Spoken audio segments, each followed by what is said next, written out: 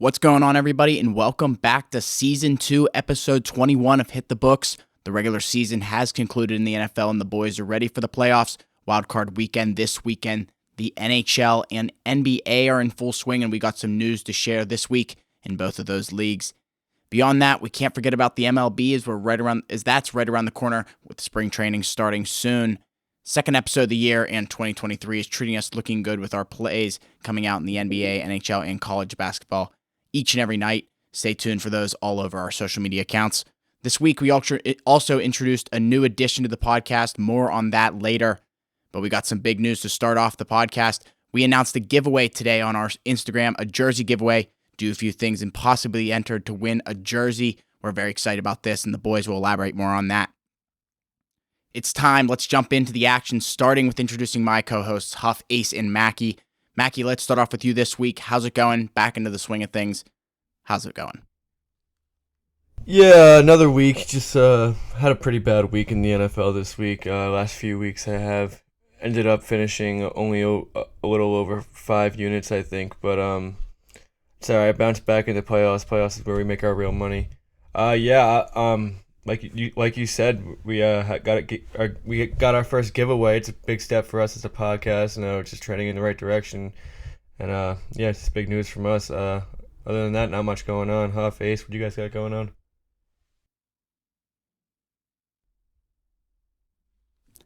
Yeah, Ace, let's send it over to you. What's happening, my man? Nothing too new happening over here. Just enjoying my Boston Bruins continuing to be the best team in the National Hockey League, and a bit disappointed with the Patriots' end to a weird season, to say the least. Definitely looking forward to the playoffs here. My favorite time of the year. I've been saying that for a while now, but this winter season really is full swing of hockey, basketball, and football. And now we get to see the best of the best duke it out to see who can come back with that Lombardi. Like Mackie said, tough week on the books for all of us. I mean, I finished just a little bit less than 1 unit negative for the week. So nothing too crazy. I think I was joking with Huff. I was like, it kind of sucks. We don't have any Monday Night Football. We can't bail ourselves out this week and end in the plus side. But so I guess that really means we got to hunker down on these remaining games that we have left and make sure we're hitting the right stuff. Ready to talk some football this week, though. It should be a good one. Yes, sir. I think we're all excited about the playoffs, but let's shoot it over to Huff last but not least. How's it going? Hope you're having a good week, buddy. Yeah, everything's been all right here. Ace said it best. Kind of a tough week in the NFL. Obviously, Week 18, a lot of unpredictables going into a lot of those games, and some of the meaningful ones, more of the ones that I tended to lean on this week. But tough week. I think I went 2-2 or 2-3. I don't really remember, but looking forward to the playoffs right now. So nothing but wild card picks. I've been looking at that for a couple of days now. So. I'm excited to get into the NFL playoffs that we've been talking about for the past couple of weeks. Finally here, so definitely looking forward to that. Yes, the NFL playoffs are here, and we will get to that, but not without first heading into our other leagues, including the NHL, NBA, and MLB this week. Let's start off in the NHL. We have the All Star Game rosters have been announced for all the divisions, and then the last 3 picks from each team will be decided by the fan vote announced on January 19th. Voting ends January 17th. Lots of good players on these lists. I don't know if I want to read through all of them, but some big names coming out of the Metro: Crosby, Giroux, Hughes, Ovechkin, Shesterkin, Atlantic, Kucherov, Marner, Suzuki, Omar, Central. Lots of good players coming out of all these different divisions. I don't need to go through all of them, I don't think, but anything on that, boys? All-Star Game coming up here soon. Definitely excited to watch that. I think of the current pro sports All-Star type games, this might be one of the most competitive. I think their switch to 3-on-3 really helped that, and the tournament style they have, and a great skills weekend too. That's what I look forward to. Just hoping Pasternak can get in that final vote. Definitely deserves it, but with the way Omar's playing, I mean that's tough. Where is the All-Star Game this year? I think it's in Florida. South Florida, I believe. Yeah. All-Star, like you said, it's definitely one of the more competitive All-Star games, but All-Star games are so washed out anymore nowadays. Like, I feel like it was something I was super into as a kid. And like last year, I tried to watch that All-Star game, and it's like they have my attention with the 3-on-3 and stuff, but it's like when the final score at the end, I know it's 3-on-3, it's like 11-8 in some of these games. It's like, I don't know, it's just tough, but I definitely tune in every year. It's whether it's something I can sit down and watch for 3 hours like a normal NHL game. I don't know about that. I'm more of a skills competition day fan, and I think it's pretty cool when you can find the books that have the props for those type of competitions. But like even last year when it was in Vegas and like one of the skills competition was the saucer passing, they're launching passes Outdoors. in the middle of the fountain. I'm like, can we? If I'm gonna be betting on this, can we put this in an ice rink? That's such a Vegas. That's what the Winter Classic's going to be like next year. Literally.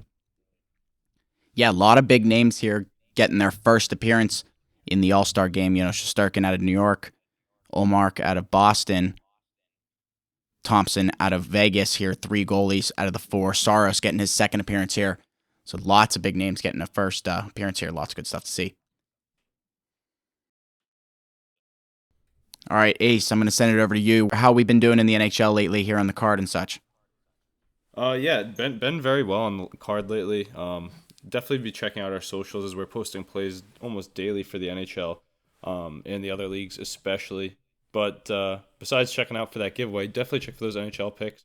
The last few days on Monday, we ended up going 1-1 in the NHL, picking up just under a tenth of a unit there. But yesterday, really having a big day in the NHL, just missing on Yote's money line. Hit on the Rangers. We hit an over in those 2 young offenses with Seattle and Buffalo.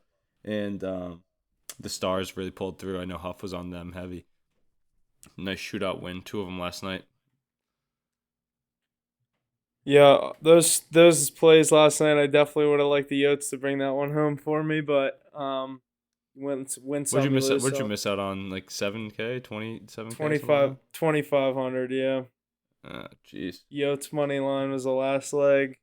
At home underdogs too. That's your favorite. Yep. Couldn't do it for me. I the other texted one, Mackie 500. I texted Mackie other going ones- into the third. I'm like, it comes down to the Yotes at Mullet Arena, and we're like, we got this. I really thought they had it too. 9 seconds into the fucking third quarter, and they fucking gave up a goal. That was a real heartbreaker. I really didn't have much confidence after that one. They really had no spark in them. When they got the 2 power plays, I was like, maybe if they score a power play goal, we can take this thing to overtime. But I didn't like their chances to win it.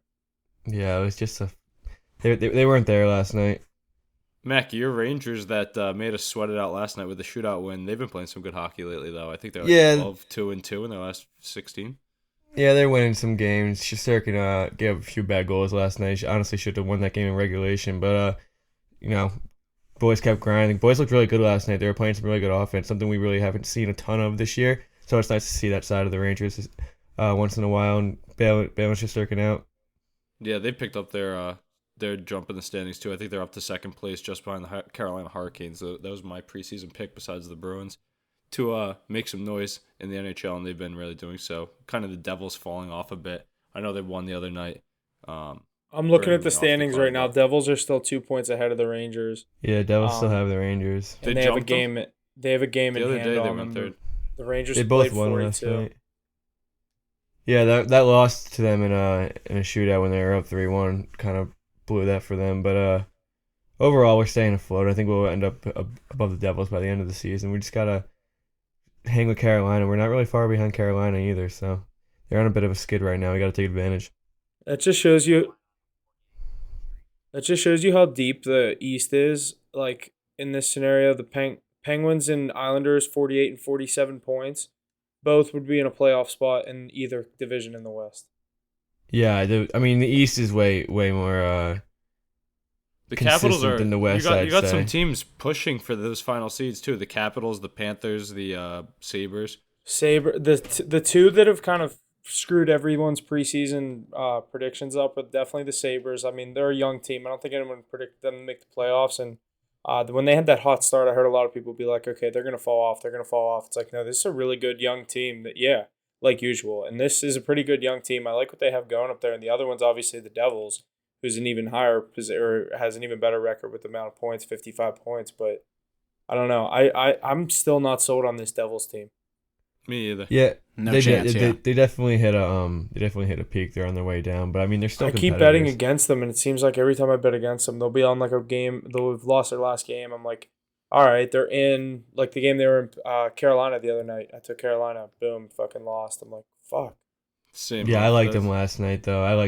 Carolina's sliding right now. Kocheko's playing really bad hockey, and they keep playing him. So they need to rush Freddie Anderson back. He's so they close. do They at said this too. point. Kochekov is falling off he's falling off a mountain right now. And Ronta's not much better. Or hasn't No. been lately. No. But yeah, out east definitely things tightening up, and we talk about the Bruins in that Atlantic Conference often. And then out west, I think the Oilers are back into a playoff spot, just barely sitting in a wild card. That was one of our preseason picks as well. And then someone that's surprising out there to me is the Los Angeles Kings, and the Seattle Kraken, of course. I don't like Seattle's the Kings. Seattle's in a They're 3 spot. second in the Pacific, I believe. Yeah, I know. I'm actually a but fan of the Kings. I like that they're a young team. They definitely I feel like slept on. Mackey throws the Kings on the picks a lot. Dude, I love the Kings. I like that young team. And Phoenix Copley, their goalie's He's playing well. He's playing some good hockey. You just gotta ride the hot hand. That team all around is pretty good. I mean, they outplay some of the better teams in the league consistently. So that's why I've been riding that team. Their line's still a little. They don't get the respect that they deserve in Vegas yet. I don't think so. That's why I've been riding them a lot lately. Yeah, and well, the thing is, they're anchored by those two staples of their offense with Drew Doughty on the back end and Anze Kopitar up front. And you add a bunch of young talent around them. I know they have names like Arvidsson, Deneau, there's some few others, Kempe maybe. Kaliev. I mean, dude, the young talent over there. They have Iafallo as well, maybe. Yeah, they do. Yeah. They got a lot of young talent over there that goes unnoticed. That's why I've been really riding that team this year. And they're doing well for me. Yeah, they might be the biggest surprise out west, and then I believe the Stars, the Knights, everybody else we kind of expected to be there is there. Seattle Kraken, all like good teams. We've touched on them. We actually throw the Kraken on the card a lot, I feel. Matty Beniers on a 5-game goal streak. He's really been carrying the load out there. So Yeah, he's a stud. It'll be interesting to see how the rest of the season comes out west. No clear-cut big dog out there. Waiting for Colorado to hit its stride. They fucked me last night too against the Panthers. They started down low, and then did they tie it up late and then lose in overtime? I don't think they lost in overtime, but they tied it 4-4 and they were down 5-4 in regulation still. They were down 4-1 at one point, and they tied it up, tied it 4-4, but I think they lost in regulation still. Yeah, I'm waiting for them to hit their stride with the Nate Dogg back. I mean, I don't know, man. They're not what they used to be. Yeah, but that West is so weak. I think the Wild might be starting to turn the corner too. They're playing better hockey. You say what they used to be, like you mean like 6 months ago? Yeah. Well, they won the Stanley Cup the last 2 years. I mean, for the past few years, they've been favorites to win the cup the last 2-3 years, at least 2 years. I know. You're saying they shouldn't be the perennial favorite again to win the cup. Well, I mean, last year Daryl Suter said it best. I mean, you're going into a series against Colorado, it's a waste of 8 days, and it was. That's not even close to the case this year. I mean, they're very beatable. Well, they lost so much in free agency they couldn't afford it. They lost like Kemper, Kadri. Kadri was a huge loss, man. Burakovsky. Well, Kemper's a big loss too. He's playing good hockey. I think they upgraded in the goaltending department. I don't think so. I'm not a fan of Georgia. I think a lot of people would say that too. I've heard a lot of people say that actually. The goaltending is definitely not the problem with them this year. They're just not goal scoring. It's goal scoring, and I mean, other than Cam McCarr, that team's just the back end isn't very good either. I mean. No. Well, I just think losing so much up front, that kills you. Like the depth, especially a second line center that can carry the load. Yeah, they definitely got some problems over there going on. So it'll be nice to see what they do with this team for the rest of the season.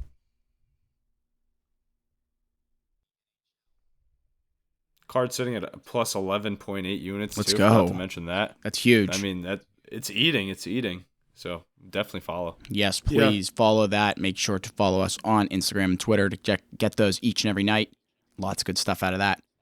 Let's push NBA cards had a little bit of a slip the past couple of weeks, or the past couple of days. But on Monday, I think it was Monday, Ace, we went to 2-0. So we got a couple plays out tonight. I know Washington's getting ready to get going in about an hour or so. And then the other game is Celtics at 7 as well, Ace. I believe it might be 7:30. It's funny that we ran back the same exact parlay Dude, it was so sick. It was so sick when I made the card. I didn't even have to change anything. I just changed the lines real quick. How funny is that? Yeah. Alternate spreads coming out to about the same lines. That's crazy. You don't see that a lot, but it's a little steeper today. But when they're both home, they can cover those numbers. I like the Grizzlies with Ja, obviously, and high-flying offense, especially against a weak team in the Spurs. And then, the Celtics, Jason Tatum is going to win the MVP this year, so he's going to keep balling out. I think that card's sitting at just below plus 7 units on the year, though, so it's in a good spot. This is a big night tonight. We'll either get us to that double-digit range or put us back down to 5, so need some hits. Nice little segment there for the NBA, but let's push ourselves over to the MLB. First point I got here is that free agent Justin Turner to the Red Sox. Turner's deal is for 1 year and includes a player option for 2024. Some good news there for your Boston Red Sox there, Ace. What do you got for us there? Yeah, pretty under-the-radar move, in my opinion. They really needed to bolster their lineup after letting almost everybody go. So add him with Devers, and that'll be a nice piece, championship pedigree. So we love to have that on the big stage, especially coming out of LA. I think the bigger news for Red Sox is Trevor Story going to be missing most of the season with knee surgery, I believe. So definitely going to have to monitor the way the Red Sox handle things. I didn't see this Justin Turner move, but I like it. I mean, you guys had to do something big after getting rid of Xander Bogaerts. So, nice piece to add to this team.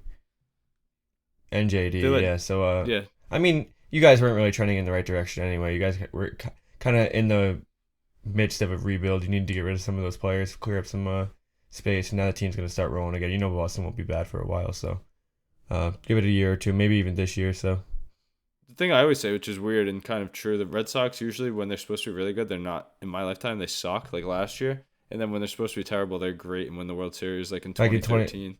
I was going to say, yeah.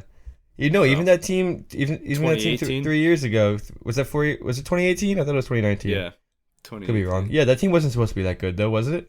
No, that's what I'm saying. It's weird how... That's baseball, though. Expectations are another thing, That's baseball. I feel like a lot of the team that's supposed to be good going into the year, I feel like never really wins it. Yeah, so but the Red Sox go to miss the playoffs. I think that the year they won the World Series last in 2018, the year previous, they came in second and last in the league or something like that, and they had a top pick. Yeah, I feel like the Red Sox do that a good amount, actually. But that's just baseball in general. I feel like teams can be good in the snap of their fingers. Yeah, I think the bigger news Jesse's about to allude to in the MLB right now. Yeah, the Carlos Correa story. He's now going back to the Twins, passing his physical there. Let's go over the whole, timeline. December 13th, he signed a 13-year, $350 million deal with the Giants. His introductory press conference was abruptly canceled amid reports concerned regarding his physical. December 21st, an incredible pivot saw him agree to a 12-year, $315 million contract with the Mets, again, pending a physical. But now he's sitting here back with the Twins, 6-year deal here with him and the Twins. What do you guys think about that one? Pretty roller coaster of a story here for him, sitting there in Minnesota. How do you feel about that? Yeah, I mean, obviously mixed emotions about this. I'm actually kind of happy about it. There's just way too many uncertainties with this guy. I saw a clip of him sliding into second base at the end of last year, and he's clear discomfort in his back, and a disc plate is never anything to fuck around with. So, gonna offer the man $350 million. Better make sure he's 100%. So, I like the fact that they pulled it. Obviously, a good player and it's someone we're gonna miss not having in the roster. But you can do something else with that money. See what else we can do. I'm not necessarily upset about it. Yeah, I mean the Twins kind of luck out there. I don't know what price they end up getting at. Jesse, did you say that again? I actually couldn't really find a solid number. 6 years, $215 million, I think. So they had a $135 million discount. Yeah, but less years. I mean, per year, it's basically. Oh, it's about the same. What was his contract with the Mets? How long? 9? It was 12, I think. 12 for like $340, and now he's doing 6 for like. If I'm not wrong, I think it's like $215. So I think he's making way more per year now. It's just that's crazy. Yeah, I think it's right around 200. I thought I saw like 33 million average. I was surprised. I mean, obviously, I don't know. The way this whole situation happened, I was pretty surprised to see the Twins kind of give him that money and bring him back. But I don't know. The Twins, they have a pretty good team, and that AL Central is kind of a weak division right now, or at least coming into this season. And I think they looked at it as, all right, let's just get our guy back locked up. They had him from the Astros for how many seasons? Just keep him in Minnesota. Obviously, I don't know. At first, I was kind of questioning why they brought him back, and then this is kind of how I talked myself back into it. That division is just on the downward slope, and I think they're looking at got to pay someone because, I mean, they have players in Minnesota, but they don't really have that true like star that you're like, oh yeah, the Twins are coming to town. I can't wait to go see player X, Y, and Z. I don't know. I think this was a good move for them, but from the Mets standpoint, Mackie, I kind of agree with you. I think this dude, I would rather lean on the side that things aren't 100% if you're the Mets and just handing out that much money for that long. This is something this could have been one of those contracts that come back and haunt the Mets for 10 years, 5 years down the road. Being a Mets fan, this is exactly the type of contract that would end up killing us in the end. But the stats behind it, Mets offered him 12 years, $315 million, and the Twins gave him 6 years and $200 million. So he's making, average annual value, he's making way more with the Twins. But the longer this thing just held out, the more it was setting up for it to just sit in Twins' lap. I mean, they really had no other decision than to just sign this man to a 6-year contract and just get it over with. I was actually looking at the odds for the Twins to win their division. I think they're plus 450. Behind who? The Guardians? It's the only other team that's really competitive. I think they're both like plus 400, 450. Terrible. The Guardians have great pitching. Guardians are a good team. I think they can be pretty good this year, win the division again. I don't think the Twins are consistent enough to Well, the White Sox are supposed to be good, dude. The White Sox are unloading everything. They're supposed to be good every year. I mean, they have that owner who wants to see a championship before he dies, and I think he's like 98 years old, so he's just going all in. But I mean, they're just not every year. They just traded Abreu. Didn't they just get rid of Abreu? No, didn't they just make a big signing too? Dang, did I see something? I don't know. I swear I saw Abreu left. I think he's an Astro. Jose Abreu. Jose Abreu is gone, yeah, but I think they signed somebody. I could be wrong. Jose Abreu's an Astro. I like him a lot. That's why I like him. They still have Tim Anderson. Yeah, he's good. And they're the pitching. Giolito. Yeah, I like Giolito too. They have a nice. I went to. Yeah, when I went, I kind of like the White Sox. They were the first away MLB park I went to, so that was kind of a sweet. I saw them play. They went to the south side. Yeah, I did. It was pretty sick, actually. The entire time I was walking around Chicago, everyone was asking me if the Cubs played tonight because I was wearing a White Sox hat. I bought it that morning because we were going to the game, and I'm like, no, does that all these people care about is the Cubs? It's actually crazy. Nobody gives a fuck about the Astros. I mean, about the White Sox, bro. Nobody goes to that side of town. It's crazy. Everyone's Cubs fans. Especially it's now, like Yankees and Mets. Nobody's really a Mets fan. The Cubs are going to win out of the NL Central this year. Mac, you just call yourself nobody? I called Mets fans kind of irrelevant in New York, yeah. Which, I'm speaking facts and just...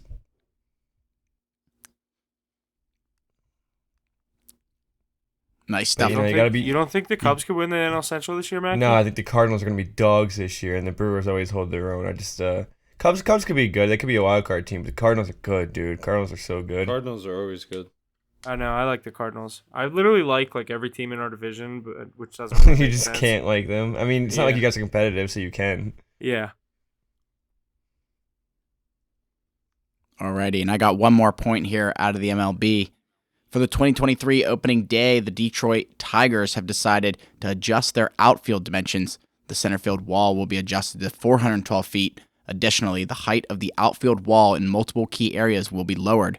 Most notably, above the out-of-town scoreboard will be lowered from 13 feet to 7 feet, as well as the foundation of the entire outfield wall will be reconstructed with material and padding that enhances player safety.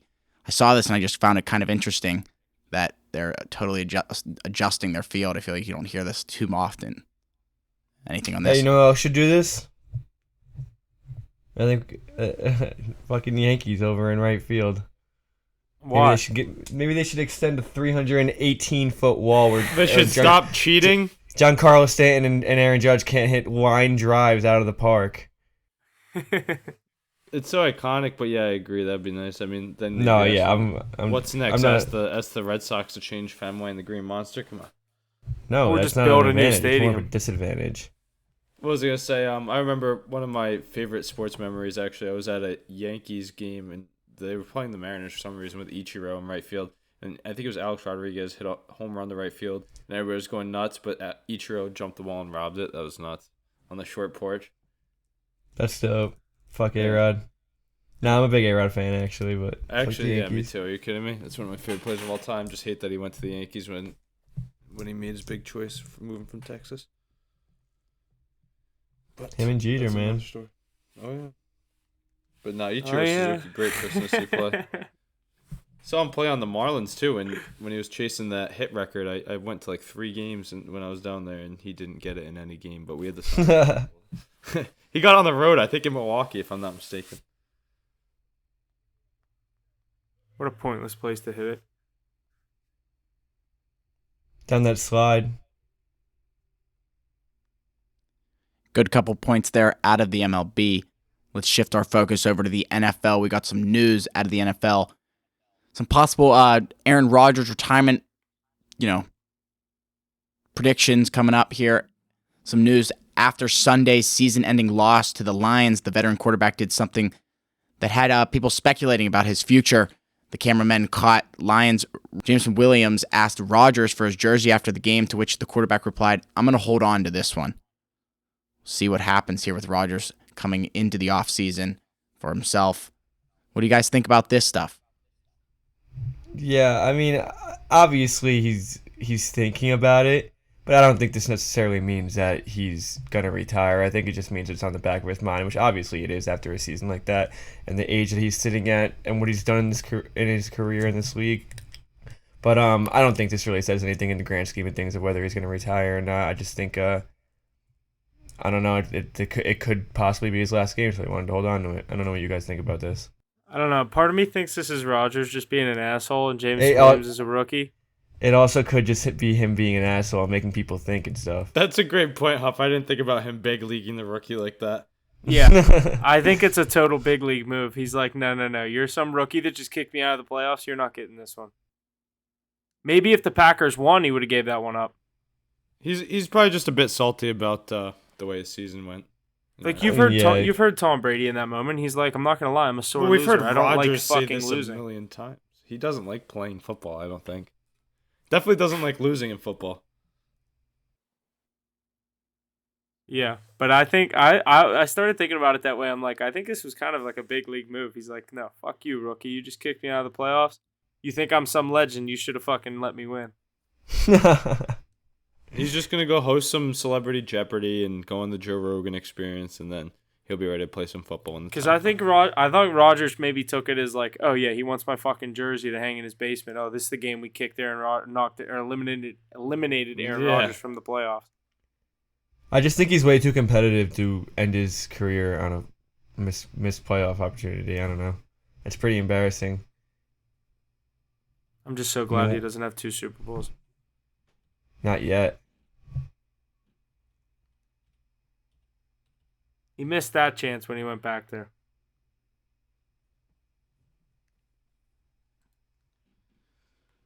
We'll see here what happens with Aaron Rodgers coming into the offseason, like I said. But we got some head coach firings. Black Monday came and went. We saw a few coaches take one for the team and get the boot. Cliff King's fired as the Arizona Cardinals head coach. Lovie Smith for the Texans. Nathaniel Hackett here right after Christmas for the Broncos. What do we think about these teams letting these coaches go here, notably at the same time every year? What do you think? I swear. As expected. Go ahead. As expected, my opinion, but let me hear what you guys have to say. My favorite one was Lovie Smith winning the last game of the season to fuck over the Texans, #1 overall pick, and then they fired him. He knew he was getting fired anyway. So he was like, fuck this. I'm taking this #1 pick away from you guys. Fuck y'all. I genuinely think he would have kept his job if he lost that football game.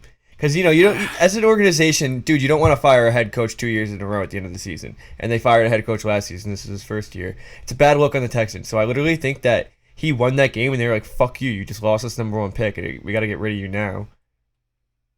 That's hilarious, though. Like, he went balls to the wall. Did you see the missed interception on 4th and 21 that they scored a touchdown on?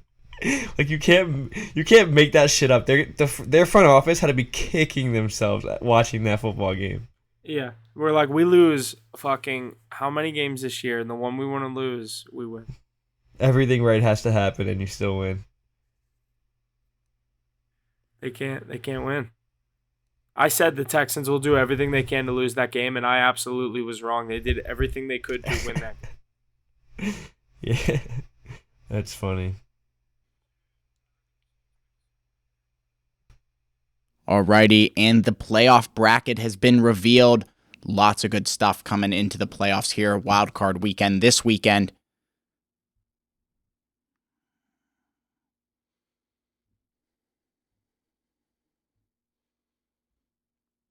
But first, we want to tell you about a little new addition to the podcast. BetUS has joined us, and they have tons of exciting things to offer. Not only are they premier sportsbook here in the United States, offering odds on each and every game you're looking to bet on, but they offer casino games with live dealers and more. Now, we talk a lot about sports here on Hit the Books, but with BetUS and Hit the Books, you can get a 125% deposit match upon signing up through our link, even more if you use crypto. With BetUS, you can place all the plays along... With BetUS, you can place all the plays you want along with the view stats, records, trends about each game, injury reports, and more. Join BetUS today and be sure to use our link in the description of the episode or in our social media accounts to join today. Very excited about that acquisition here moving forward with BetUS. Lots of good stuff to come from that. All right, let's jump into the wild card weekend. Also, before we get into the wild card weekend, don't forget about our giveaway on Instagram. Our first ever giveaway, giving away an official NFL jersey. All you got to do is do a couple things here on Instagram. Like and tag 3 friends in the post. Give us a follow and tell us which moneyline underdog that you think is going to hit this weekend. Jacksonville, Tampa, Giants, Baltimore, Seattle, and the Dolphins. Lots to go over this week. And I think it's time to jump into our games this week here in wild card weekend. I got some trends to get us going. Since 2013, unders are 51, 42, and 1 in playoff games, hitting at just over 54%. Since 2017, underdogs are 36 and 23 against the spread in playoff games, hitting an even 61%.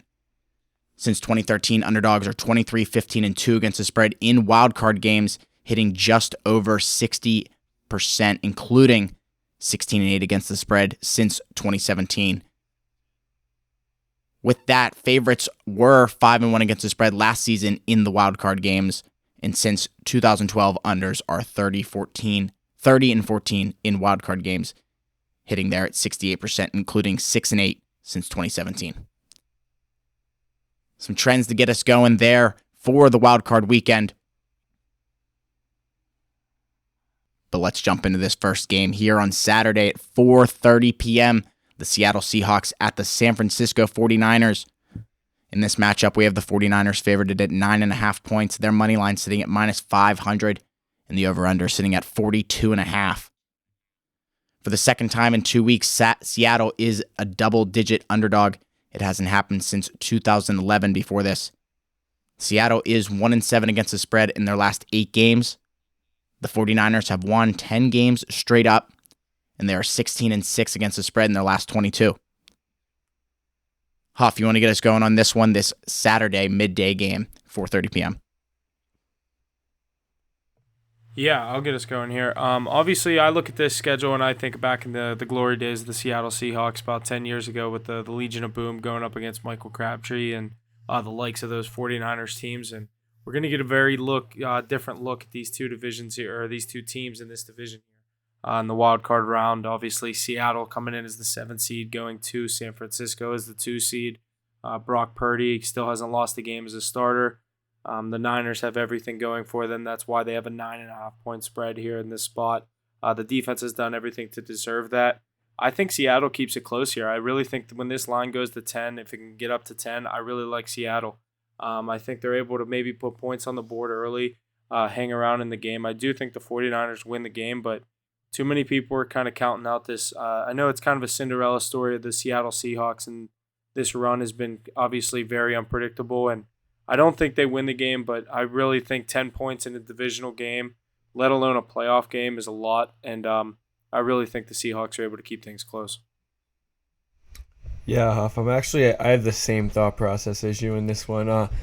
It's a divisional playoff game, so you can't really count any team out. But the Niners are my team to come out of the NFC this year. I really think the Niners are legit, and this defense can carry them to a Super Bowl this year, like they've done before, and they've carried them to a NFC Championship game last year. They just do enough every year, and it'll be enough this year, even with Brock Purdy at quarterback. Not taking anything away from Brock Purdy, but he's playing in his first playoff game, so you don't know what you're gonna see. But Geno Smith has done enough all year he's gotten to this spot. But I think this is where it ends. I think they do lose this game. I just think that it'll be close enough to where 10 points might be a little too much. So I do lean Seattle spread here, but I think the Niners will advance. Yeah, Mac, you said you have them coming out of the NFC for you. I'd like to go a step further and announce this as my Super Bowl pick for this year. I do like the San Francisco 49ers. I know they have Mr. Irrelevant leading the charge, and the playoffs are a whole new beast, but I think this team front to back and their coaching staff and what their front office has done is ready for a Super Bowl. Best roster, in my opinion, top to bottom. They have all of their skilled players back, and yeah, they're due. This team's battle proven. They've been to the Super Bowl before. They've been to the NFC Championship. A lot of guys on that defense, and they brought in the big names on offense. I mean, they have Christian McCaffrey. That's going to be my play of the week, is him to get in the end zone in, what, is this his first career playoff game or maybe his second, if that? So I'm excited to see how he will fare in that one. He's been on a scoring streak. I think he's at like 4 or 5 weeks in a row. So Do they have Debo back yet? Yeah, Debo played last week too, okay, and he looked fine. So he's at 100%. George Kittle's been on fire. Christian McCaffrey's been on fire. In that defense, we know what that defense has. So 9.5 points. You guys are right. It's going to be a tight one. I think Geno Smith can put points on the board. Not a lot, but enough to keep it tight against San Francisco, who's going to play it close to the vest and win this one. I take the 49ers to advance for sure, and McCaffrey get in the end zone. But further than that, I'm not too sure on what I'm looking at for this one. All right, boys, good stuff there in that 4:30 matchup here on Saturday. Let's jump into our 8 p.m. game on Saturday, the Los Angeles Chargers at the Jacksonville Jaguars. The Chargers come in as our favorite here at minus 2.5 points. Their money line sitting at minus 126, and the over-under sitting at 47.5. The trends I got for this matchup are that the Jaguars are 2-10 against the spread in their last 12 games against the Chargers. The Chargers are 7-2 against the spread in their last 9 games on the road. The Chargers have covered 5 in a row at Jacksonville. Lots of good stuff looking towards the Chargers here in Jacksonville. What do we think is going to happen? Chargers getting 2.5 points. Mackie, let's shoot it over to you. What do you think? Yeah, I'm on the Jags here. I really like the Jags in this situation. I like them as a home team. I think Doug Peterson's a better coach. It's two coaches, or not two coaches, so first team, but it's Doug Peterson and the Jags' first playoff appearance against Brandon Staley, who's maybe played in one playoff game. I don't even know if he has. He hasn't. But yeah, so I like the experience here in Doug Peterson. He's seen a Super Bowl already. Trevor Lawrence is rolling right now. 5 straight wins. They won a winner go home game last week against Tennessee. A little closer than we expected, but at the end of the day, they got the job done, and I really like them on their home field this year. Justin Herbert and this team is just underachieving this year, and I don't think they go very far in this playoffs. I know a lot of people are saying this team reminds them of Joe Burrow and the Bengals last year, but I just don't see it. I don't think they got it. I think they're gonna find a way to lose this game, like they've done the past few years. Same Chargers team, in my opinion. Yeah, I think this is going to be a hotly contested game. 2 high-flying offenses and some underwhelming defenses. Oh, but they have some skill on that defensive side of the ball, though, so look for some big plays. But a lot of air yards, I'm guessing. I know that it's 2 inexperienced teams, so I'm guessing the coaches will try and get that run game going at first, in which case the Chargers are favored, and that wagon of Austin Eckler can get into the end zone. But yeah, I like a shootout here. I like a lot of points. I'm gonna like the over here, 47.5, which is crazy to say in a playoff game. But I think I'm on the same side of Mackey for the same exact reasons with Doug Peterson at the helm.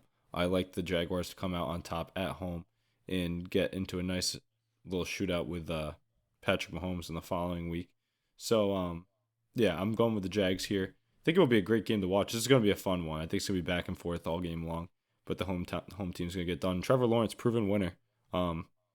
Great guy to close out the field for this year's playoffs too. I mean, the AFC has a strong quarterback grouping. Huff, are you on the same side as us with that Jaguars money line pick? I want to be, but I'm not. I actually like the Chargers in this spot. I think a lot of people are overlooking them right now, and the Jaguars in this situation, they're kind of been a hot team coming into the playoffs, a team that a lot of people have their eyes on for the spot that they're in the playoffs. They get the home playoff game. I think there's a lot of pressure on them, not necessarily to win this specific game, but moving forward, I think this is a really big game for what that team has going on in Jacksonville with Doug Peterson that you guys are saying. He has the experience that he's been there before and done that. Obviously won the Super Bowl in Philadelphia.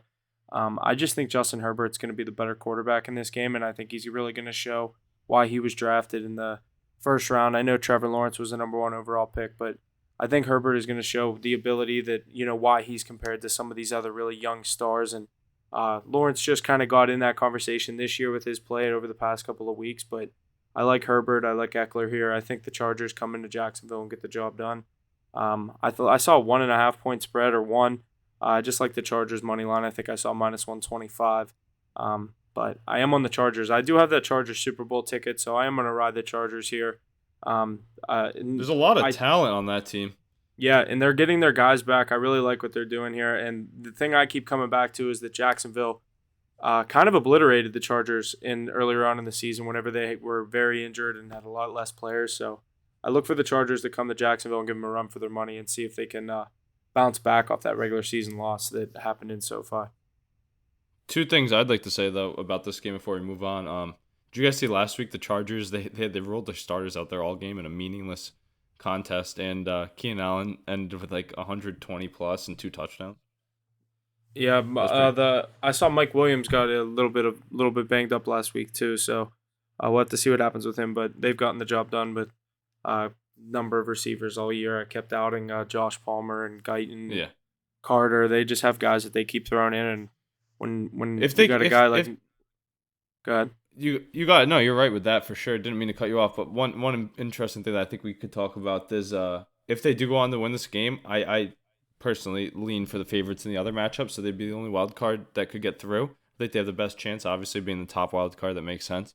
But if they do, and that does become the case, then they would be playing their divisional opponent, who they see twice a year and had tight games with. And we all get that matchup. Herbert's a primetime quarterback. We all know that. Like, people want to see these studs go head to head. Like, if you can get Mahomes, Herbert, and Burrow Allen, I mean, that would be something to see.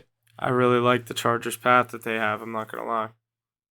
Yeah, tough one though. Tough one on the road. Always tough on the road. It is. But what I was gonna say, like back to what I was saying about those receivers, it all comes back to who's throwing the ball. When you got a guy like number 10 back there who can sling it. I know we haven't seen it in a playoff game, but that's with a lot of these other guys. We haven't seen it with Purdy or Geno Smith. So a lot of new guys in these playoffs this year. So we're gonna have to see what Herbert can do. I think it's going to be a great matchup there Saturday at 8 p.m. We'll see what happens there. Let's move forward to Sunday. The 1 o'clock matchup this week is the Miami Dolphins at the Buffalo Bills. The Bills are the heavy favorite here at 13.5 points. Their money line sitting at -800, and the over-under sitting at 43.5. The trends I got here are that the Bills are 10-1 straight up in their last 11 at home against Miami. The Dolphins are 12-4-1 against the spread in their last 17. And the Bills are 16-3 straight up in their last 19 divisional games. Let's send it over to Ace for our first Sunday game, Dolphins and Bills. What do you think, Ace? I think this is going to be a great game. I'm very excited to watch it. 2 AFC East opponents going at it, so they know each other quite well. I think they split the season series. And, yeah, I mean, the Dolphins did all they could to get to this spot. All year long, they were one of the better teams. We were all pretty high on them. Thought they had a good offense. And with the injury problems they've gone through at quarterback, it's kind of put a deterrent on that. But yeah, they gave it all they could. Didn't even score a touchdown last week and clinched the playoffs, winning 9-6, knocking out Huff, Steelers, and my Patriots. But I mean, I think they gave it their all just to get here last week. We saw Tyreek Hill banged up. He's their best playmaker. They have no Teddy B or Tua. Well, Teddy B's on the fence. I know Tua's been ruled out. But if they can get Teddy, that's a huge lift. But if not, Skylar Thompson's going to have a tough day against a Buffalo defense in Buffalo. I think the Bills are just flying high and doing everything right, and they're on a path to success. They were everybody's preseason pick. 13's a ton for a playoff game, though, especially divisional opponents. If anything, I'd like to see this game stay a little bit closer than that, and I think it will. I mean, I don't have a lean yet on this. What are you guys thinking here? I'm definitely leaning on the Bills here. I don't like an 11.5-point spread, and obviously it just keeps getting steeper and steeper. But I just don't see the Bills losing this game with Skylar Thompson under center for the Dolphins. And like you said, I know Bridgewater's questionable, but assuming Skylar Thompson's there, I like the Bills in this spot. I think Josh Allen has a way with them, and I know their defense is kind of giving him troubles, but I think the Bills are playing for something bigger with obviously the news with DeMar, and he's now back up in Buffalo. I think when they show a video of him up on the billboard in Buffalo, that stadium's going to be rocking, and I could see 7-14-0 Bills very quick in that game. A little Nyheim Hines action. Yeah, maybe again. That was crazy. Literally first play since that game got canceled. Yeah, two of them in that game. Almost like it was scripted. Yeah, if it was 3, we would have been saying that. I don't know. But, yeah, I mean, dude, this Bills team is just too good right now. They're proving week after week. They're covering high spreads, covered an 8.5-point spread last week. Covered a 10-point spread the week before, I think. This team's just playing incredible football, and they have a lot to play for, even more now after obviously what happened with DeMar Hamlin. And I just think this Miami team is not good. I mean, they were good to start the season. They had things going, and you have all these quarterback implications. Now you have Skylar Thompson starting a playoff game. I think we were definitely better off seeing either the Pats or the Steelers in this situation or in this game. That's what I said. I was so pissed about that. I was like, even if the Steelers didn't make it, I'd at least rather see the Patriots because I think they put up a better fight than this Dolphins team. The worst team out of the 3 definitely got in this situation, and I'll be very surprised if this game is within 14 points. I think the Bills definitely cover the spread. Miami played like shit last week, scored 6 points and won a football game. I think it was 6 points, something like that. 5 points actually with that crazy 2-point safety to kill the spread. Jesse had him plus 3.5. That was killer. Oh, that was ridiculous. Yeah. But the offense scored 6 points. It's just ridiculous. I don't see this team doing anything this week. I think the Bills will swallow them. I don't care. It's a divisional matchup. I think the Dolphins are bad now that they have Skylar Thompson under center. Yes, can Skylar Thompson do it for the Dolphins this week? We will see come Sunday, 1 o'clock. Next matchup is the New York Giants at the Minnesota Vikings here Sunday, 4:30 p.m. The Vikings are the favorite here at -3. Their money line sitting at -164 and the over-under sitting at 48.5. The trends I got for this one are that the Giants are 11-3 against the spread in their last 14 games. The Vikings are 15-0 straight up in their last 15 games as the favorite. The Giants are 7-1 against the spread in their last 8 games on the road, 28-12 against the spread in their past 40 on the road. But the Giants have lost 5 in a row at Minnesota. Mackie, Huff, let's send it over to you for this one. The Giants and the Vikings at 4:30 on Sunday. Yeah, obviously we've seen this matchup earlier on in this season when the Giants went up there and gave the Vikings a pretty good run for their money, and they won on a pretty crazy last-second field goal off the foot of Greg Joseph. And the Vikings' ability to win these one-score games all year is going to be put to test in these playoff matchups, and I think that's why you see this 3-point spread, even 3. A lot of people were saying it should be bigger, it should be 4, it should be 5. The Vikings are just winning every game by a field goal. Even like you look at this line, you think it should be that. The fact that the Giants are getting 3 points, I don't know. It kind of tells me that Vegas obviously likes Minnesota to win this game, but I don't know. I wish I could have the hook. I might buy the hook, but I like the Giants plus the 3.5 points, 3 points, however you want to take it. I think they're able to maybe bounce back off of the kind of tough breaks they got in the end of that game where they kind of let Kirk Cousins come back and with the big shots late in the game. I like the Giants. I like what Dable's been doing. I think this is another one of those kind of Cinderella stories that are going to kind of live to see another week. Whether I push on this when they lose by a field goal, I think that's wide by the half point. But I'm going to take the Giants with the points. Yeah, you guys have been high on the Giants all year, but I think it's crazy. I know that this is the weakest 2 seed or 3 seed, I should say, of like the last few years. I mean, the Minnesota Vikings are pretty fraudulent. We've looked at the statistics that say like they've won so many one-score games, and if they didn't, they'd be a top pick in this year's NFL draft. But I think they get the job done at home this week. That offense is too good. They can put up way too many points. I think Justin Jefferson has a day in his first career playoff game. Yeah, his first career playoff game, and I think Dalvin Cook, they're going to lean on him. It's going to be Cook versus Barkley, but then when you look outside of that, the Vikings have a lot more to offer on offense. Kirk has been here before. I do like them, and they're lucky enough it's Sunday at 4:30, so it's not a primetime game for the Minnesota Vikings. I think that's better than any seeding is their time slot of the week. So I think Kirk Cousins actually has a good game, and we'll see Justin Jefferson grittying around. You'll see a Justin Jefferson touchdown on my card, but I like the -3 as well this week. Mackie, where are you thinking? You going with the Giants or the Vikes? Yeah, I'm actually going to go with the Giants here. I really like this Giants team. I think they're playing some pretty good football as of late. I know they're not really getting the wins against the better teams. They have a loss against the Eagles, and they lost that Vikings game, obviously. But they're hanging in with the better teams, and the wins that they are getting, they're commanding wins, and they're much needed wins. I just like Daniel Jones' play this year, and obviously Saquon Barkley, no complaints on him. I just think they've already seen this team. It's very hard to beat a team twice in the same year, especially when they're not divisional opponents, so you're not used to it. I really like the Giants to get it done here. This Giants team, we've seen a team like this before, and they went on to win a Super Bowl. And I'm not saying the Giants are going to win the Super Bowl this year, but I think they're definitely competitors, and they can get a few wins in this pretty weak NFC conference this year. I think they have a really good chance to win a few games, and I think that this is one where they definitely are on the right end this year. Greg Joseph isn't hitting a 61-yarder to win this one.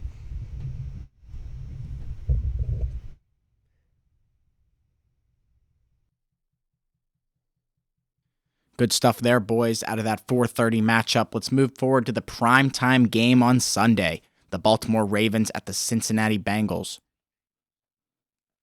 We got the Bengals as the favorite here at 8.5 points. Their money line sitting at -390, and the over-under sitting at 40.5. The trends I got here, the Bengals are 20-4 against the spread in their last 24 games, 17-4 against the spread in their last 21 conference games, and the Ravens are 18-4-1 against the spread in their last 23 games as the underdog. It's a pretty good trend there for the Ravens, 18-4-1 against the spread in their last 23 games as the underdog. What do we think they can do this week? Mackie, you want to start us off here? Ravens and Bengals. Ace, let's send it over to you. What do you think is going to happen in this one? Yeah, I think this is going to be another great contest. What's nice is we see another divisional matchup in the first round of the playoffs, and we get to see it on Sunday Night Football nonetheless. I know those Bengals are hungry, and Joe Burrow's walking around with all that swag, but I really think Lamar Jackson is going to be healed up and ready to go, and he's going to rejuvenate that whole offense. I like them getting 9 points this week. I don't know if I'm gutsy enough to take a money line, as I think they're one of the best teams when Lamar plays. He's just an X factor like that, but I do like them getting 9 points here. That's 2 possessions in a divisional game. In the prime time. And the way that the Ravens play football, every game is a one-score game, it seems like. And Justin Tucker, with the leg of his, they'll be getting points on the board at least every drive. And Roquan Smith has been an unsung hero, really. I mean, he just got the bag. He got, 5 years, $100 million. He's really going to be carrying the load on that defense. I think it's going to be tougher sledding for Joe Burrow than he really thinks, even though his whole career. I agree with that statement, but I think 9 points to the Ravens this week is way too much, and definitely give that to me. And who knows? Maybe I'll send a half a unit on the Ravens money line this week. I do think Baltimore gives them a run for their money here. I'm right on the same side. I like the Ravens with the points here. I think for same reasons I've said. I like usually whenever you have a divisional matchup in the playoffs, I like to take the underdog as they keep things close. I usually say that for most divisional games, just take the points. I could see the Ravens kind of upset them here, but I think they'll keep it close with the 8.5 points. I like them to lose this game by maybe 4. I don't know. A lot of people got their eyes on the Bengals right now, and a home playoff game, you got a lot of pressure coming up against maybe Tyler Huntley, maybe Lamar Jackson. You don't really know what's coming out of Baltimore, so I don't know. I like the Ravens with the points here. I think you might see an interesting AFC North matchup here.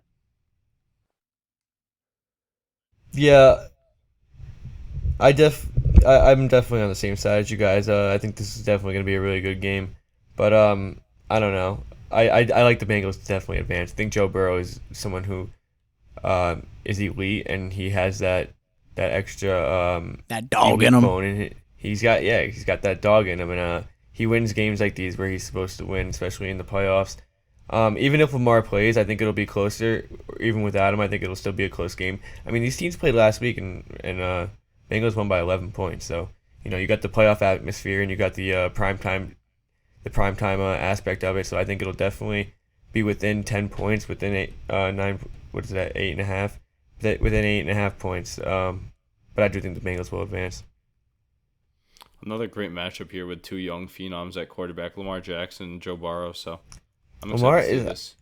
dude. Signs are pointing towards him not playing. So I bet you he gets it out. I'm hoping he does. we'll see. If not, it's got to be Tyler Huntley. Let's see the latest thing. He wasn't practicing Wednesday. An uphill battle to play in Sunday's game. They don't think Lamar's playing. Yeah, I'm pretty sure he's not, to be honest. Let me read Tyler Huntley news real It's quick. AFC North football. Take the points. Yeah, just the way that defense is playing, and even without him, I mean, they're going to drain the clock even more. It's just going to be a run fest all day. And then hopefully they can get Mark Andrews more involved. Bengals score points, man. It's hard to slow them down. Huntley was playing today. We're practicing it today, I should say. It's important. You said it, Ace. Another good matchup here on the slate. Let's jump into our final game of the wild card weekend. Monday, 8 p.m., the Dallas Cowboys at the Tampa Bay Buccaneers, a matchup that we've seen many, many times. The Dallas Cowboys are the favorite here at 2.5 points. Their money line sitting at minus 136, and the over-under sitting at 45.5. The Bucs are 9-2 straight up in their last 11 games played in January. 2-12-1 against the spread in their last 15. The Cowboys are 2-13 against the spread in their last 15 in January. 10-2 straight up in their last 12 Monday night road games. Mackie, take it away. Final game of the wildcard weekend. Your Cowboys are the favorite here in Tampa. What do you think? Yeah, this is such a Dallas situation to be in. I'll be biased. I do think we win this game, and I think the only reason you would take the Buccaneers in this situation is if you're going off Tom Brady history. And I mean, granted that's a good thing to go off of. I'm not saying you're a dumb for it, but there's another point. Tom Brady history and the Dallas Cowboys history in the wild card round.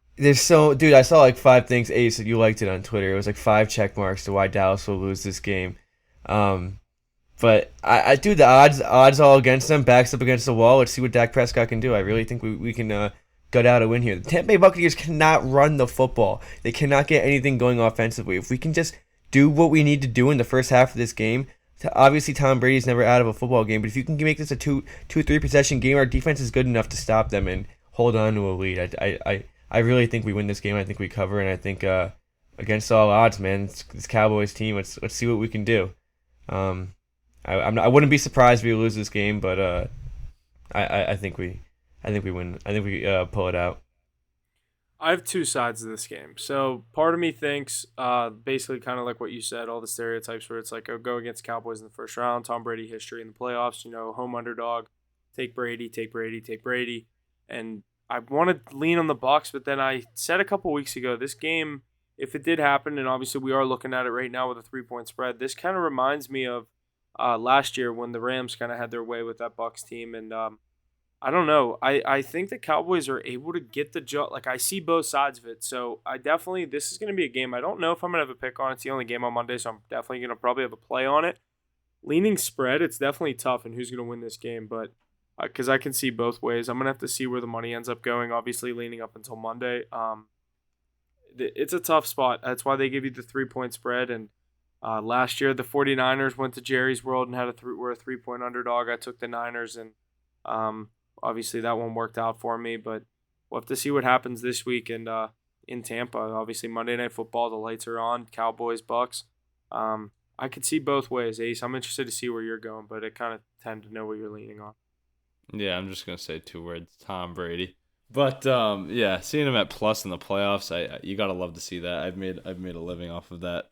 I feel like in the past, ever since I've started really taking bets, I've ridden Tom Brady and his success.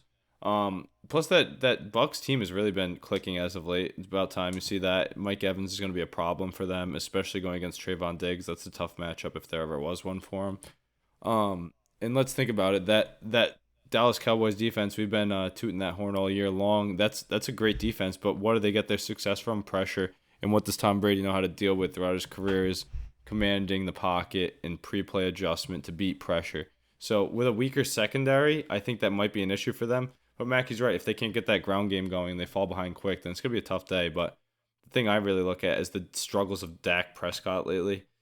He's looked actually awful as of late. And I think it's going to be a tough day to go running against that Tampa Bay defense. So when it comes down to it, I'm taking Brady over Prescott in the playoffs every time. And the fact that they're in Raymond James Stadium in Tampa Bay really makes me lean them. I'm going to definitely put this on the card. You will see Bucks money line. I think Tom Brady gets it done some way, somehow. And I think there's a stat that said the last few years of Tom Brady doesn't win Super Bowl, win Super Bowl, doesn't win Super Bowl, win Super Bowl. So we're due for one here. And in a year where it's no clear-cut favorite and there's a lot of parity amongst the league, give me Tom Brady in the prime time Monday night. Huff, just one thing. What did I say about 6 weeks ago when I said we're going to see Dallas go into Tampa Bay in the first round of the playoffs? Said spread. What did I say the spread was going to be at? We both said around 2.5 points. And what do we have? Three. Mackey, 2.5. Once it's terrible to be the 5 seed. You wish you could have grabbed that 6 seed somehow. No, I was saying, dude, I've been saying since it was set up, I was like, this is a recipe for disaster in Dallas. But let's see what we can do. Backs up against the wall, Dak. You have so much hate on you right now. If you want to be anything, this is the game to win. Needs some timely catches by his receivers instead of dropping it into the other team's hands. A lot of blame. Yeah, that's a lot of it. He still hasn't been good though. Agreed. Give me Brady riding the hot hand. He's feeling it. Mike Evans locking that first touchdown score. Huff. That might be what I'm looking at for Monday night. Clowns, all you guys clowns.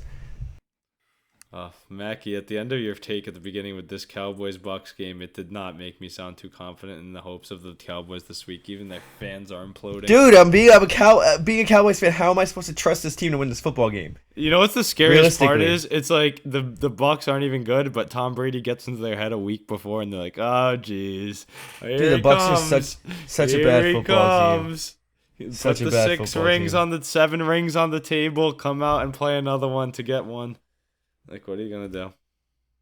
Real quick, before we get out of here, that's obviously the last game of the wild card. I kind of want to get an official Super Bowl pick from everyone. Not necessarily something you're taking, or might be something you're taking once you hear the odds on it, but maybe like a value play and one that you actually could think could happen. Maybe who you think's coming out of the AFC, who you think's coming out of the NFC, that kind of deal.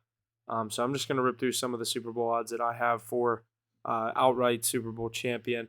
Kansas City Chiefs are the favorite at plus 330, Buffalo Bills plus 390, Philadelphia Eagles plus 500, San Francisco 49ers plus 500, Cincinnati Bengals plus 750, Dallas Cowboys plus 1300, Los Angeles Chargers plus 2100, Tampa Bay Bucks plus 2800, Vikings plus 3000, Ravens plus 5,000, Jags 5,000, Giants 5,500, Seahawks 8,500, and the Miami Dolphins rounding things out at plus 10,000. So my pick for the championship winner this year is going to be the Kansas City Chiefs. I think Patrick Mahomes gets it done this year. He gets another ring on his finger, just another add to his legacy that he's going to have close to Tom Brady's by the end of his career, in my opinion. But my value play, I can't believe that the New York Giants are sitting at plus 5,500 behind teams like the Jags. Like, I think this team has incredible value at plus 5,500. I think this team in a weak NFC can find a way to come out of this conference and then maybe get lucky in a Super Bowl. We've seen crazier things happen, but yeah, that's my value play for this Super Bowl. I think the New York Giants plus 5,500 is a crazy number. Yeah, I know exactly who I'm going to say. I've been saying it all year. The San Francisco 49ers are my Super Bowl pick. Said it earlier on the pod, but lock that one in as my Super Bowl pick. On the other hand, my value play is definitely the Tampa Bay Buccaneers. I mean, it's Tom Brady. How else do you count him out? And when's the last time you saw this much value on him with so much skill around them and getting a home game to start it off in a weekend of and inexperienced NFC? And once you get there, who knows what can happen. But to come out of the AFC, I'm liking the Chiefs like Mackie. I mean, they're the team to beat, and all these other teams have a lot of question marks and inexperience. So give me either a Bucks Chiefs or a Niners Chiefs rematch. I think we're going to see a rematch in the Super Bowl this year. All right. So here's mine. Obviously, my value play. I have the ticket. The Chargers. I have them with plus 2,200. They're 2,100 here if you buy in now. I like their playoff matchup this week against the Jags, and Ace, you alluded to it. If they both win, I like their matchup in a divisional matchup against against the Chiefs. But don't want to look ahead. Got to get past Jacksonville first. That's gonna be my value play. And then no one said it. I'm gonna take the Buffalo Bills. I thought that sounded like obviously the Chiefs get the 1 seed, but I think the Bills are playing for something more, and I like their matchup as well. I think this is the year that they can get the job done against the Chiefs, or might not even have to play the Chiefs if things go out the way I want it to, and maybe get a Chargers-Bills AFC Championship up in Buffalo or neutral site, wherever it's going to be. But and then my Super Bowl matchup that I think we could get is either Bills or Chargers against the 49ers. I think the 49ers come out of the NFC. I think that defense is able to get the job done throughout the midst of the playoffs and against teams like the Eagles and the Vikings, whoever they have to end up playing. I like the 49ers come out of the NFC. But Mackie, like you said, plus 5,500 on this Giants team, I definitely think that's worth a little sprinkle. Maybe I don't know what, but 5,500, like you said, I think they could win this week, and then once you get in the divisional round, anything can happen. Yeah, man, history repeats itself. All right, I'm going to throw a little pick in. I was kind of debating between the 49ers and the Bills because I think the 49ers might be able to make a stretch, but I think Bills are the call here. For a value pick, I think I got to go with the Bucks. I think if the Bucks get past the Cowboys, I think that Tom Brady is going to be like, oh, I turned it on, I'm on, and he's just going to go. So I think we're going to see I can see that. Yeah, it's going to be a wild playoff. 2,800 on him is insane. I think that's wild, but we're going to see like here. Mackie said, they can't The run the Bucks are terrible. Even if they get past the Cowboys, they're not winning another game. They can't run. They're They just just can't a run the ball. terrible A lot of football. inexperience on the It's just a terrible football team. Sorry, We'll have Mackie. to see. That's why they play the games. Give me Niners Chiefs rematch and let Kyle Shanahan take home the Lombardi this year. Chargers, Niners, Battle of California. That'd be sweet. Jay Herbo.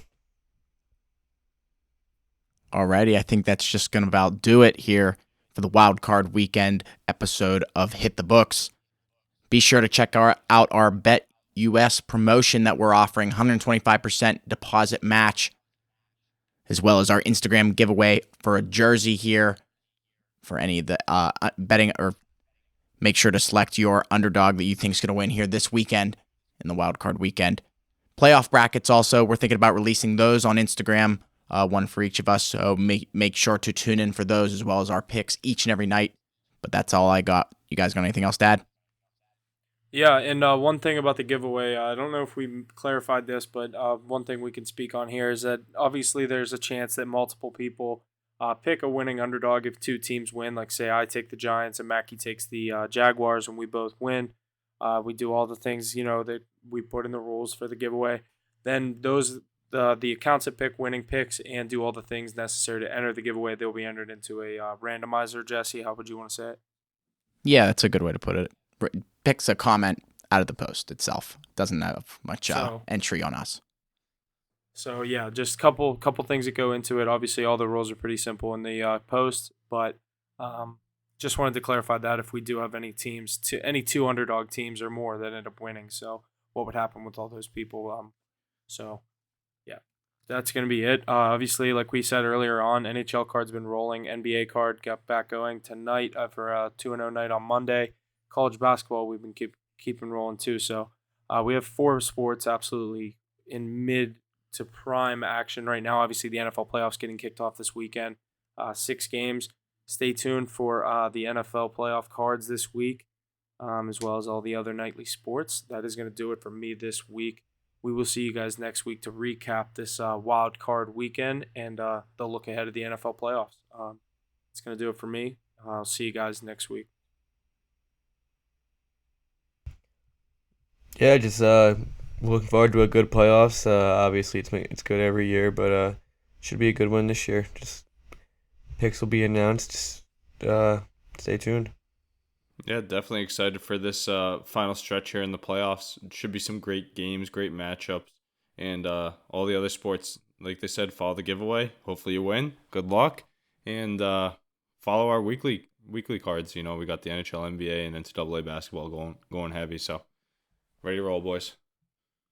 And that's going to do it for us on this episode of Hit the Books. Thank you to everyone who tunes in each and every week. Without you, we wouldn't be able to do what we do here, so please like, share, and subscribe wherever you can.